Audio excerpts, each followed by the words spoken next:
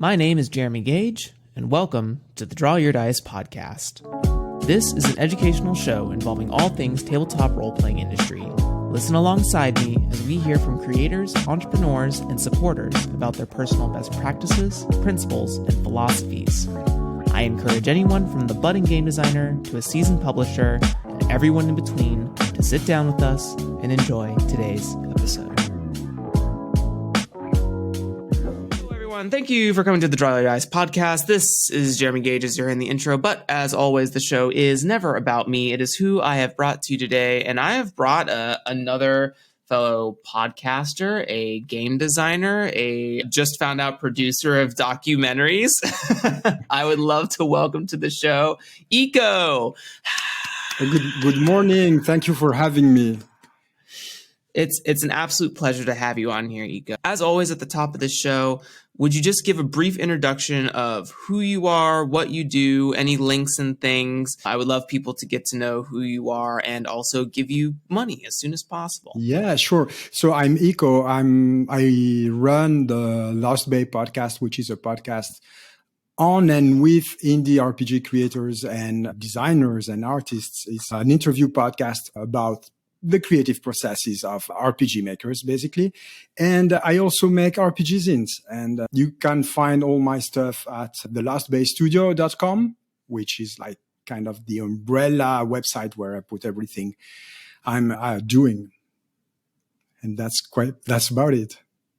Perfect. Additionally, as an icebreaker for all the fans, would you just give sort of a lineage of your RPG exposure? Maybe it was like, what was the first RPG you played? And then what was the first sort of idea that got you into game design as well? Yeah, sure. So I started playing quite young, like when I was 14 or 15, basically D&D. I played like for 10 years, probably with the same group of friends. And then we moved on to college or to work, different cities, different countries. And I stopped playing for a long time until maybe 4 or 5 years ago when I started playing again in Paris, France. And basically, I've met a bunch of really nice and kind folks, and we've been playing mostly indie stuff, like homebrew systems and games. And then something happened with the pandemic and the lockdown, you know. I started spending more time on the internet, and I could talk more about that. This is when the podcast started, actually. But it's the moment in which I discovered the OSR, post-OSR indie scene, whatever we want to call it. And yeah, you know, staying home, working home, and spending lots of hours on the computers, that led me to discovering new RPG territories. And so, yeah, it's kind of a new adventure for me, like exploring and taking part to the indie community. It's less than a year, probably. That's amazing. Yeah. So you started the podcast at the kind of top of the pandemic, or like after a little while into the middle of it. Why did you do that? Yeah, at one of the spikes of the pandemic, at least here in continental Europe. So basically, in my day job, I'm an indie documentary producer, and the pandemic hit our industry pretty hard as the festival circuit and the theaters were closed. And so like work became really slow somehow.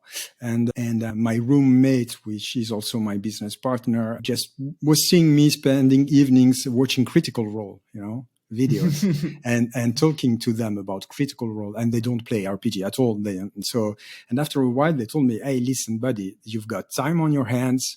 You seem to really enjoy this RPG thing. Why don't you try doing something about it? I mean, we have not much to do. So yeah, I kind of responded, you know, to that push. And I'm not sure how then it started. I've read Cairn, the book by Yochai Gal. I had invited me to his Discord server, NSR. It was very kind, and I was really struck by Cairn, and I mean, I just said, let's try it. I did the first interview like that without really knowing how many episodes I would do, or even if I would do more than one episode. But I had good feedback on the show, and then from there it started growing. And honestly, it has been a huge opportunity. I'm really grateful for to meet like awesome creators and create and really, yeah.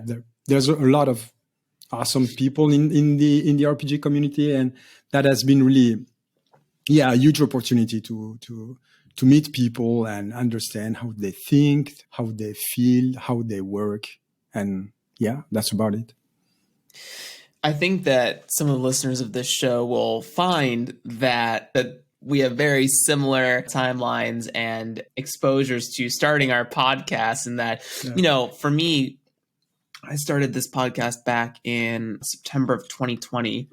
And I told myself I would do 52 episodes. I would get 52 guests on the show and do like a year's worth of podcasting and see how that goes.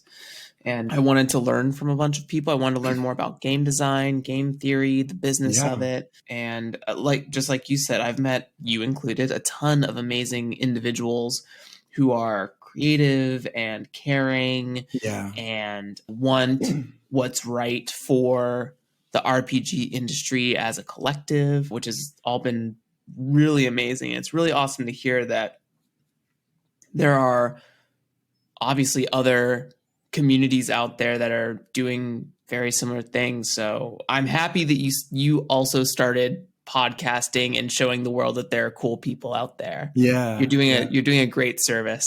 Thank you. I can't say enough nice things. Well, I do want to pick your brain about the producer stuff as well later, because I think that might be useful to those who are in like the field of actual plays, which I think could be cool. But I want to talk about you a little bit more and your first game that we're kind of set up here to talk about, or your first supplemental piece, Skyrealm. So what was the idea for Skyrealms? How did that get started for you? Okay, so actually, it's the second zine I released a few months ago. I've like put out in the wide, and I've kickstarted in August another zine, which is Broken Luck, which is a Troika zine. But somehow I feel that like, okay, now I'm going to do fulfillment and distribute it throughout a few stores. And somehow I feel like the life of Broken Luck has ended for me, all the path. And I started working on Skyrealms like a couple of months ago. Basically, how this started was I was chatting with Leo from LFOSR. I don't know if you're familiar with LFOSR or... I am not. You're not? Okay. So LFOSR is, I'm not sure how I should call it, a small press or studio which produces limited handcrafted editions of zines, of RPG zines. And they do absolutely beautiful stuff. And is going to print some cards, which are stretch goals and goodies for the Broken Luck campaign, Kickstarter campaign I ran in August. And so I was chatting with Leo and about the ideas, basically. I was not really brainstorming. I was basically asking a lot of questions about papers and what can be done.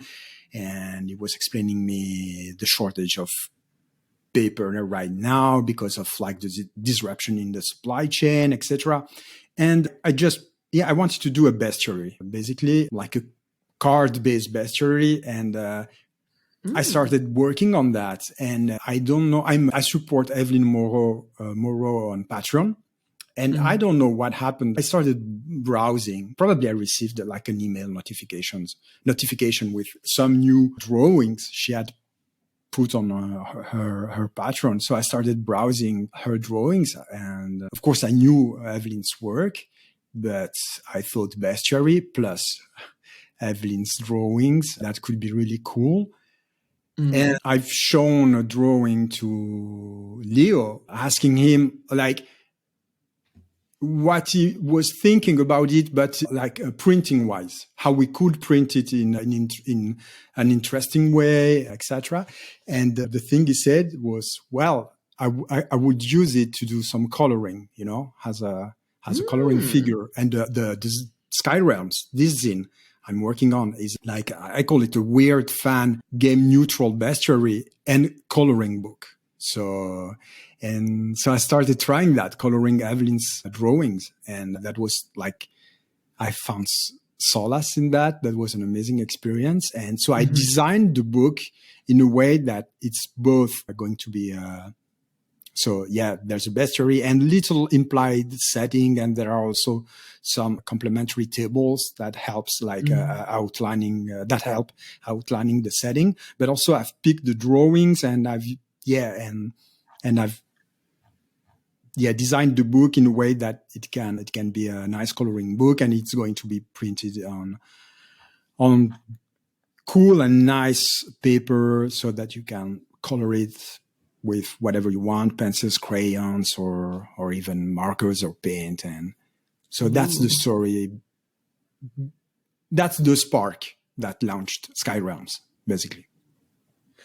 And you have such cool, intricately textured drawings here as well, in terms of all the creatures. I love that you can sort of insert the islands into really whatever other setting you're using, right? Yeah. I think one of the things I've been exploring a lot lately as I think about different things I want to create, I'm really into this idea of, I was listening to the RPG Panelcast podcast and they had an episode about micro settings and talking about how a lot of the old trad games with their big sweeping continents of content don't really have that much in terms of content, and those people feel like when they are operating games on those settings, it feels like it's borrowed land in a way. If I make up a big shrine temple of some sort in this desert, I kind of have to build the temple around the desert. So they were talking about how Duskfall in Blades in the Dark is an example of a micro setting. It's a single city that you can kind of plant anywhere in another. And I also love that you created something that's system agnostic. You just really need a D6, which most people should have based on other board games, that they could use any of these prompting tables to insert these beasts or places or even the implied setting bits into their game, which is really, really cool. I'm just very fascinated by a project like this, and I think it's smart. And the fact that it's a sort of a, what was the term? Someone called it destructive games or something like that, but where you mark up or tear up your RPG supplement, right? So I love that you could customize your book and have maybe the same creature but different cultures. If you had two people come into contact with Sky Realms, it's very cool. Yeah, I love micro settings. I think they're really cool because they leave a lot of agency to people who play, to the game masters or the players, and they're more fun basically. And in Sky Realms, I wanted things to be very open. There are a lot of I've put a lot of work into suggesting things and leaving things also unexplained. And there's this Cyclops thing, this theme of these Cyclops who have died, which is there and nobody knows why and what it is really. And so, I tried, to leave it open so that people could branch their own words, creations, campaigns, whatever games into it, so that it was not rigid structure, but rather something malleable. Is that an English word? I don't know. Yes. Yeah. Okay. Great. It feels very, I think micro settings are kind of like adventure seeds of themselves. And it's so fascinating that you could plant, right? Plant a micro setting into your larger setting. And from there, as it grows, as any players become more and more invested in that particular micro setting, that it gets roots, it gets branches, it starts to take on a completely different form as the game progresses, if that's something that the players are interested in. So I think it's really I think just the concept of micro settings and system agnostic or setting agnostic pieces of content are, I think, more powerful than they get credit for, which is really interesting to me. And hey, listen, if people like it, I'd love to write more, about this setting too. And the fun fact about it is that, so for listeners, these sky realms are tiny floating islands between like the mortal world and and I don't know what, the world of the gods. And actually they're inspired from real islands. I've been visiting this summer for work some small islands in not so far from the Italian shore. I've been traveling for work, and I knew some of them already. But so I kind of tried to translate it might sound odd because it's really a weird setting, but I tried to translate the things I saw in those islands into RPG stuff. So yeah. So I can write more about that because I love those places. So also, Skyrealm's coloring contest win. Oh yeah, that's a great idea. What I mean? Yeah, absolutely. Yeah. Thank you for the idea. That's a great idea. Yeah, okay. You can have that for free. You know what I'm saying? Yeah, let's launch that. That's a great idea. Absolutely. Yeah. I would love to see, because I'm looking at the cone beings. I'm looking at the Lostronaut, and it's just so easy. I could see all the different variants. I could see someone like coloring in a background for that picture. Like, yeah, I wonder if coloring contest could be cool. Yeah, I wonder if people would do background drawings, for the figures. Yeah, the Lostronaut is a really fun drawing to color. Honestly, it's amazing. Yeah, because it has so much detail and it's easy. The shape is really easy to. I mean, I'm really bad at drawing or crafts or coloring, but yeah, I really enjoyed coloring these Evelyn Morrow's figures. She's really an incredible artist with a unique sensitivity, and I'm so happy and grateful that she accepted basically that I used her drawings for this project, and so really happy about that. Yeah, it's a lot. This is the only shortcoming of a podcast being an audio medium, is that I can't share what I'm seeing with the fans or listeners. But yeah, people will have to buy it, Exactly. Go buy the game. But yes, all the art pieces, all the figure pieces are so cool because they have such an asymmetrical / organic style. Yeah. Like there's no sort of like geometry about them. And I think that I've not read the book, but it feels very much like the kind of style of like, what's it called? Where the Wild Things Are, right? Oh, yeah. There's a little bit of that. There's a little bit of like Ghibli energy in here as well. I agree. That made me think about Where the Wild Things Are. That's true. Yeah.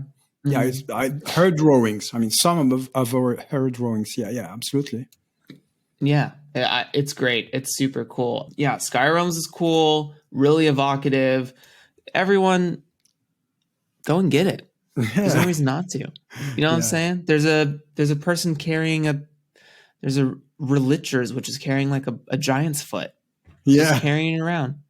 Yeah. Just a little bug man carrying a foot.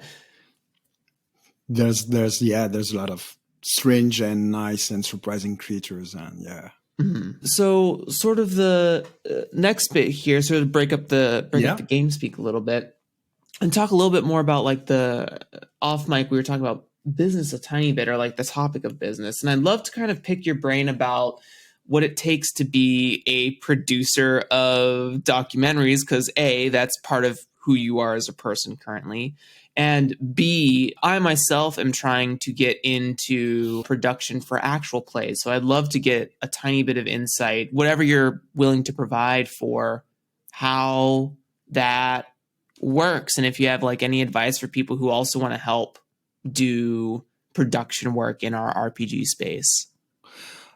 Okay, so about like the non-RPG part of it. So I Yeah. work in continental Europe, and I know that's like the ecosystem and also the financial part of the ecosystem of documentary production. And I'm talking about like indie documentary production, meaning films made for theatrical release in small cinemas or in the festival circuit is really different from what happens in the United States or in other part of the world. Interesting. Meaning that it relies extremely on public funding. There are like strong like state institutions that support like globally cinema in continental Europe, especially in France, and a production documentary relies mainly on that. So, I mean, I've been working in that field for like 15 years. So I know how it works there, but I'm not sure that, you know, it's very different. Sometimes I think like France is. So yeah, it's a very strange system. Basically, it was actually it was created by a communist, who was the head of the Ministère de la Culture in the 50s. So it's a very different system where like in French cinema, public funding represents between 50 and 60% of the funding. So interesting. Yeah. And I could talk hours about that, but that implies a lot of things in the way you work, basically. You get through a lot of commissions who are going to decide if they fund you or not, basically. Sounds a little bit like, I don't know, socialist country in the 70s or something like that. But anyways, what I would say is that was a bit long, but what I would say is that today, after almost 2 years into the pandemic, our industry has been totally disrupted because the theaters they remained closed for so long. And even now, in almost all the countries, the cinema theaters have reopened at some capacity, but the market is totally, disrupted, unbalanced. It's transforming extremely quickly and nobody knows what's going to happen. So I'll say that my advice would be embrace change because things are going to change so quickly, and try to educate yourself to how the market and like the landscape is evolving, and embrace change, because I think that what we've experienced in this industry is that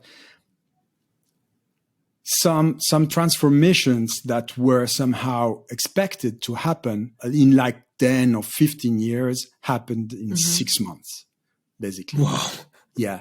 So, and some structural transformations of the market. And so, I just had a huge and great like business/planning meeting with my business partner today, and it was all about let's embrace change. That's for like the non-RPG part of it. And you talked about actual plays.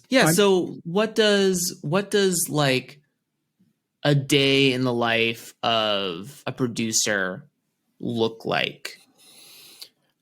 Oh yeah, a lot of spreadsheets, basically. a lot of spreadsheets. No, Is it about like finding funding for things? Is it about like assembling the budget? Is it more than that? I think it's like, I mean, when you're not working with a network or in a studio, I think it's a little bit like any creative like job, you do a bit or a lot of everything, from looking for funding, supervising technical aspects, finding solutions. But basically what I would say, I'm not sure. Sorry, I'm a bit lost in the conversation. I don't remember. No, you're okay. You're super okay. Basically what I am. So maybe this will help. I am currently working on a production of an actual play. Yeah, that's where we have good. Great. That's Thank you. great news. Thank you. It's my first one. And, part of the reason I made this podcast is so I could selfishly learn from others, because I don't want to pay for any sort of schooling or online courses. Great strategy. But thank you. And everyone else gets the benefit as well. Sure. But so what I'm kind of asking, you talk about like you're looking for solutions for problems and things like that.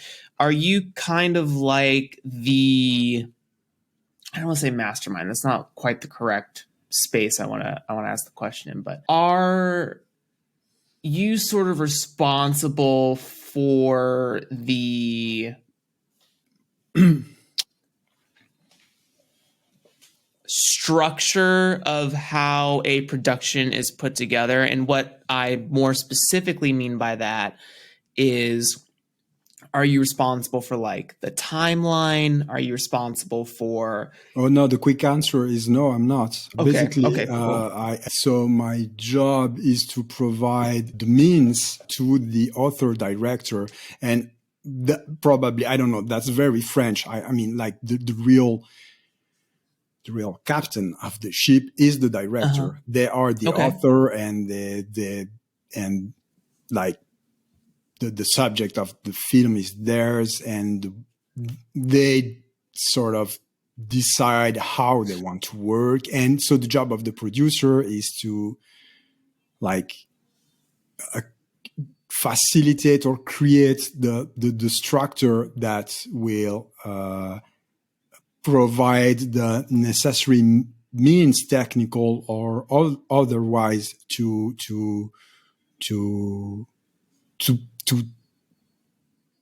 make the job of the director possible and easier. So it's kind of dialogue, and of course the producer is in charge and responsible of the financial aspect. So you might say that some things can be done, and then you have to find technical solutions in dialogue with the director to bring them what they need to build the film and the story. So that's so cool. Yeah, it is. So you're kind of helping to maybe bring the director's vision to a tangible reality within the means of what, specifically in the continental Europe, what is provided to you based on sort of crowdfunding methods. Is this almost correct? Based on crowdfunding, you said? Or yeah, you said a lot of there's like government funding for the arts in continental Europe. Yeah. So but it's not crowdfunding. It's not crowdfunding. Government funding. It's really like you have to write like screenplays, 60 pages screenplays. You assist the director in that, and then there's like 20 pages budgets that go together with the screenplays, very detailed, and the applications are extremely complex and detailed. And I mean, and I don't do that alone. I know I have like people who help me and who are like maybe specialized in some aspects, for example, like the financial part of it, and then you go look for the funding like that. So, but again, I think like this is how I've been working for years, but I think like it's almost over now because there's been the pandemic, and there's been like the platforms like Netflix, Amazon Prime, Apple TV, etc., taking a huge chunk of the market during the pandemic. So the market is shifting really. So speaking. I've got a question for you. Are you going to run the actual plays as well, or are you going to produce actual plays with other, GMs or players? So what's your plan? So what I essentially want to be is like a producer / showrunner in a way. So I want to. So for this next project, the process that I've currently concocted is that I will work with the GM, who I guess in this case, just to use some applied knowledge now, is technically the director of the show. Yeah. It's a great analogy. Thank you. And basically, we're going to sit down after our meeting today, after we do a cast meet and greet of like, hey, what are you looking to do with the the episode, like what sort of narrative bullet points are you going to hit, et cetera, et cetera. And then what I was going to do after that is sort of think about, okay, so like what can we do with different graphics, right? What sort of like different graphics could we use for, because this is pre-produced, this isn't going to be a live stream. So what kind of like graphics can we use for the recording? I was also going to like listen in on sessions and make timestamp notes for the GM's vision / my vision to share with the video production team, to be like, it'd be cool if like we could have a zoom in on these two characters because they're engaged in a long dialogue here. Just kind of like notes like that. If there's like audio stuff we can do, like, you know, this character is a dragon, so it'd be cool if we can get like some sort of echo effect on their voice or something while they're speaking that dialogue or when that character comes up. Cool. So I was going to engage in like things like that to sort of manage, bring communication to all the teams and to the cast, and manage the scheduling and execution of the production. And then all the post-production is out of my hands. Oh yeah, that's cool. That's a cool project. Thank you. Thank you very much. So yeah, when you mentioned right before we started that you were a producer of documentaries, I really wanted to see how things worked on your end and what sort of, and it's interesting because I didn't really consider that the producer is the one that sort of handles all the financial bits with all the spreadsheets. But I think that's important because we don't really have like a person coordinating financials quite yet in our we do have a confirmed budget, but we just don't know the execution of like how we're trading that money around. So it's cool to have I guess I will also take on that responsibility. Oh yeah. Anyways, it's cool to have somebody who's in charge of that aspect and who can tell who can ring some alarms sometimes when spending is not well balanced or whatever. So I am definitely that person, even when I'm not a producer. Anyways, like producing creative documentaries is a very long process. Each film takes between 4 and 6 years to be produced. And, Whoa! Whoa! Yeah. And what I really love about this, RPG thing is, and the podcast and the zines, is that it's a much different pace, And of course, so that's really something that gives me a lot of pleasure, and that's amazing. Well, thank you for sharing all of that. Thank you for being so vulnerable on the show. I really appreciate it. Let's talk about this big Lost Bay project that you sort of hinted at off mic. What is it? What's going on? Okay. So I'm working on this game, The Lost Bay, and basically I named the podcast after the game because I had no idea, no better idea, for the show. So I said, okay, I'm going to call it The Lost Bay Podcast. So whatever. So basically I've been running for, a couple of years, a lot of games in the Lost Bay setting, which is a homemade setting set in the early 90s during the summer in fictional South, which is very much inspired from the places where I grew up. And to be precise, this is the island of Corsica, which is a Mediterranean island, a French Mediterranean island.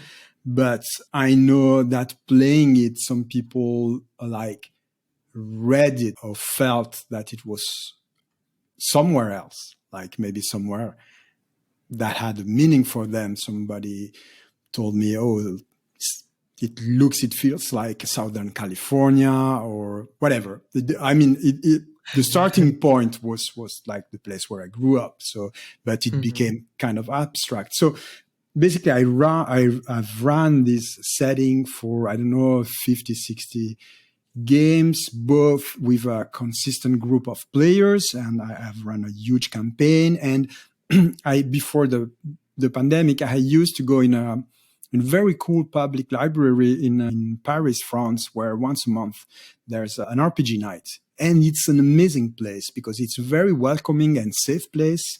The librarians do an amazing work organizing these sessions. And so every once a month, there's like 50, 60, 70 people coming from like really different backgrounds, different ages, different like social or ethnic realities, and like everybody plays together in very safe environment. And so there had the opportunity to play a lot of The Lost Bay with people I didn't know. And so, yeah, so in the last 2 years, I've been writing a lot, and I was using pre-existing systems. At first, I played using the Tales from the Loop system, which is cool. Yeah, because the characters like you can play are, I mean, originally they were teenagers. So in the new version of the game, they're going to be like teenagers or young adults. But the Tales from the Loop is an RPG system where all the characters are kids. They're teenagers, you know. So, and I've tweaked it a little bit, and I've used it. And once I started reading, listening, and watching stuff about the OSR and playing more in OSR or post-OSR-ish style, I bit by bit transformed The Lost Bay. So it kind of evolved a lot from where it started from. It has a different game engine now. It's more simple, more flexible. There's more randomish stuff and tables, but also the setting has evolved. It's much more, a little bit like for Skyrim's open to interpretation. There's something which is suggested, which is a 90s suburban setting somewhere in the South, but it could be, I don't know, Europe, the US, South America, Southeast Asia. It doesn't matter. You make it your own. And there's this weird place where weird stuff happens, and where during a never-ending summer, and the only ones who notice that the summer is not ending are the kids, the teenagers. Adults don't get it, don't see what's happening. So, and there's like mystery and gods, strange gods who do their stuff. The classics. Yeah, the classics. But they're kind of losers, those gods. They're kind of they're not they're powerful, but there are some losers, gods or saints, the classics. So I've been writing a lot about it, and next year in February I'm going to do a Kickstarter during ZineQuest. But as I told you, I want the game to be open, you know. So I've invited writers to contribute to some parts of the game, and so I'm not sure like who if I can tell who is going to contribute now, because I'm talking with the people, and probably we're in October as of recording this, so we're still 5 months out from ZineQuest. So you're super okay. You don't have to get into those if you don't want to. But because I just want to be super 100% sure. But there's like great people who are going to contribute with texts to the zine. Each one writing a tiny bit or a specific part, maybe. Somebody's going to write the scary mofos, which are really bad NPCs, and somebody else did the bestiary, somebody a part on the gods and on the tarot cards, which are a divination system. And similarly, there will be like different artists contributing. And because what I like is that I like the zine somehow to look like a journal, you know, like a diary. Where you cut and paste and write stuff, and maybe one page looks like a textbook, and one other page like an article, and one other page is written by hand. And so I like to feel it a bit chaotic, messy, like the journal of a teenager. And so And yeah, and I have already have a list of great artists contributing to it. And yeah, what I want is like, it's hard to speak about images like that. Yeah. It's, the audio medium that is podcast. Yeah. What do you mean? Yeah. It's like, how to call there won't be like, the small drawing, like in the bottom right end of the page. When there's going to be art, is going to be like an art explosion, like a double page, a full page. And yeah, I want to give a lot of space, a lot of room to the artists who are going to contribute to the zine. And so right now I'm putting a lot of work in like building the team who's going to work on the project. Ian Hewson, you might know, is going to do some development editing. He helped me with the zine Broken Luck, and that was awesome. It was really awesome. It really, yeah, it's an extraordinary folk, and so he's going to be the development editor for the zine. And yeah, and Jared from Exalted Funeral is going to do editing. And very cool. Yeah, that's cool. And and as I told you, there's going to be a lot of names added up to this list, basically. So, and people are just going to have to follow it, right? Yeah, exactly. And the pre-launch page is going to be live at the beginning of December. It should. I mean, it's a bit early now, but it should be live at the beginning of December. And it's the big project for me, the big RPG project. Yeah. I love it. I love collaboration projects like that too, where there's so much going on in the book that you can really start to like build a collective set of authors to be a part of it. And I think it's, as I work on my own giant game, I think it's just really, really cool to bring other hands into the mix and create something that is so much more powerful than what you could have created by yourself, right? And that's been I wasn't expecting that, because I mean it started as a very personal project. I even wrote some like fiction in French, like in that setting, etc. But I thought, okay, just let it go, some parts of it, give them to other people and see what they do, how they reinterpret or what they bring with their own story, their own sensitivity.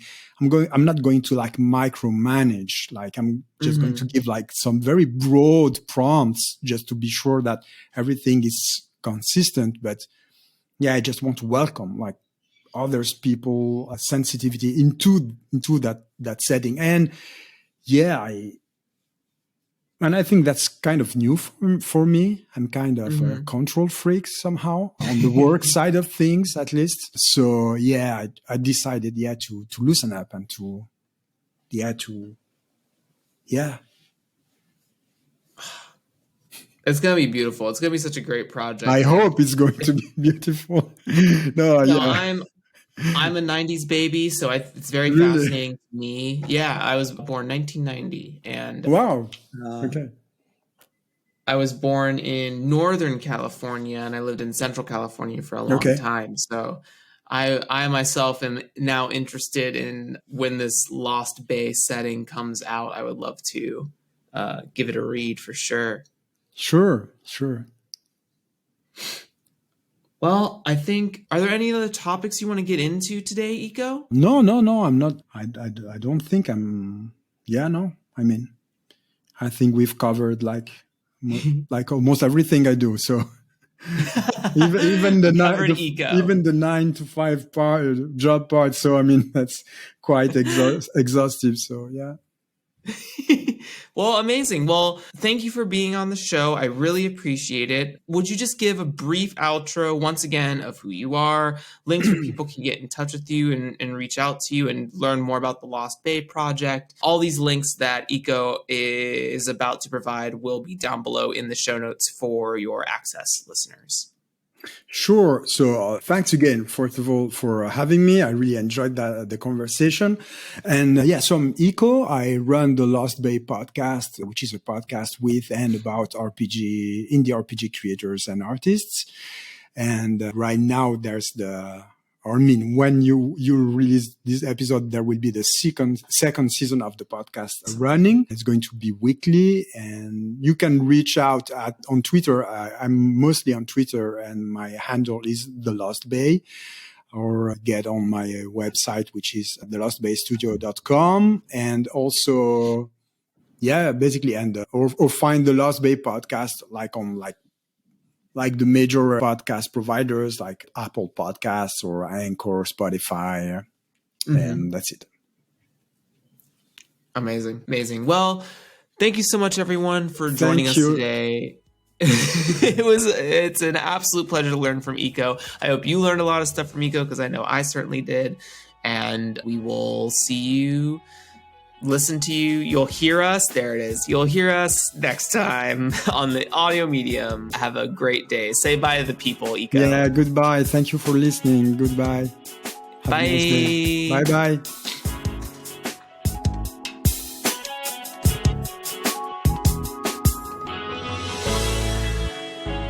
Hey there, listeners. Thank you very much for taking the time to sit down and hang out with Iko and I. We really appreciate it. You can find links and resources down below in the show notes for getting in touch with Iko and other content with similar topics. Support Jeremy and the DYD podcast by reviewing the show or joining the community Discord server. Thanks again for listening, and remember that design is a marathon, so enjoy the journey and have a great day.